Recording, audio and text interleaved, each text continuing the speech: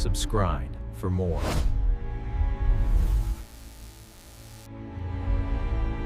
I never thought a wedding invitation could end a marriage, but that's exactly how it happened.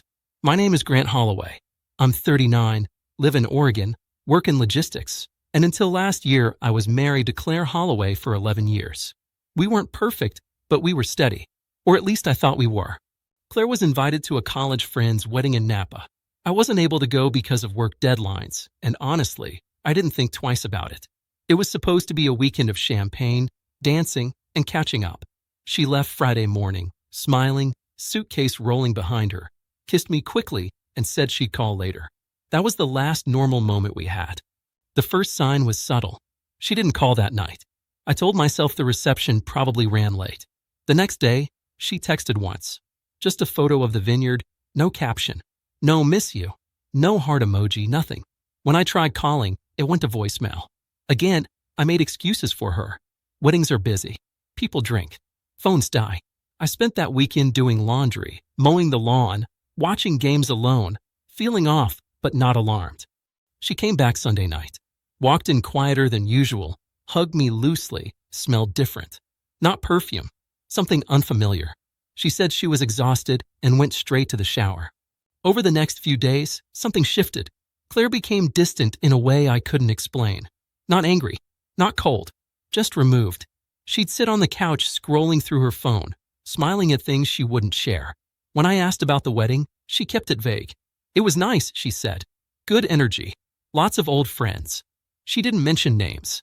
Didn't show photos unless I asked.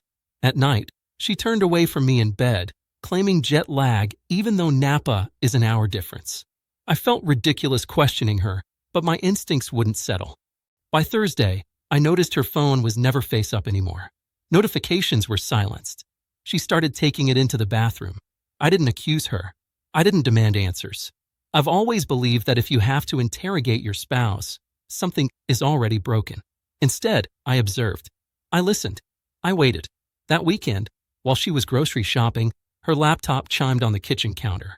An email preview flashed across the screen. It wasn't explicit. It was worse.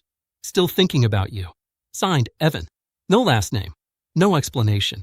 Just familiarity. When Claire came home, I didn't confront her right away. I asked how her day was. I asked if she wanted dinner. She seemed distracted, restless. Finally, I said calmly, "Who's Evan?" She froze. Just for a second, but it was enough. She laughed after, too quickly, and said he was an old friend from college she ran into at the wedding. Said they were just reminiscing. I nodded. I didn't raise my voice. I asked if there was anything else I should know. She said no. Then she got defensive, asked why I was snooping.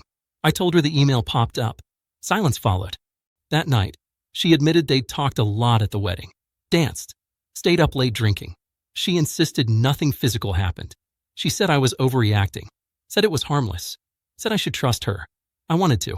But trust isn't something you can command back. Over the next week, she kept texting him. She framed it as honesty. Progress. Growth.